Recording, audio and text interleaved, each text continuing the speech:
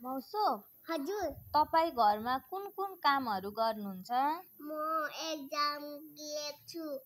म यस्तो लेख्छु यस्तो होइन घरमा चाहिँ के गर्नुहुन्छ म घरमा लेख्छु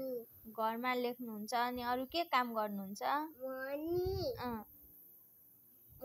एक्जाम गर्छु होइन त्यो एक्जामको त कलेजमा भयो घरमा चाहिँ के गर्नुहुन्छ यहाँ घरमा चाहिँ म एक्जाम गर्छु अनि म घरमा खाजा खान्छु म किताब पढ्छु पास हुन्छु ओके ल्याइदिनुहुन्छ मेमले यो पढी हाम्रो झन्डाको छ नि अब अर्को क्वेशन सोध तपाईको आमाले घरमा के काम गर्नुहुन्छ मैले के काम गर्छु तपाई आमाको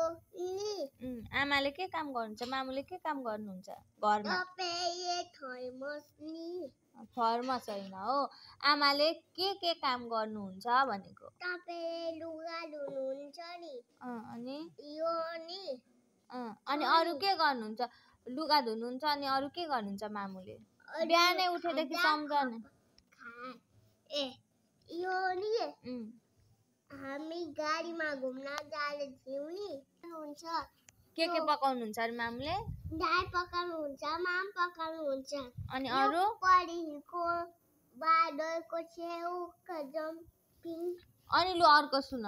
तपाईको बुवाले घरमा के काम गर्नुहुन्छ तपाईको बुवाले घरमा नि के काम गर्नुहुन्छ भाँडा धुनुहुन्छ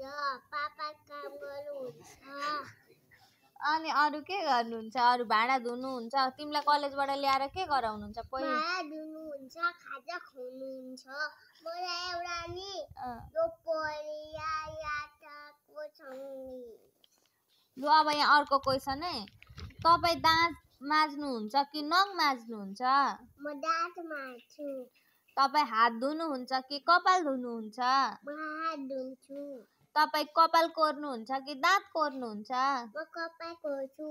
तपाई मुख काट्नुहुन्छ कि नङ काट्नुहुन्छ नङ काट्छु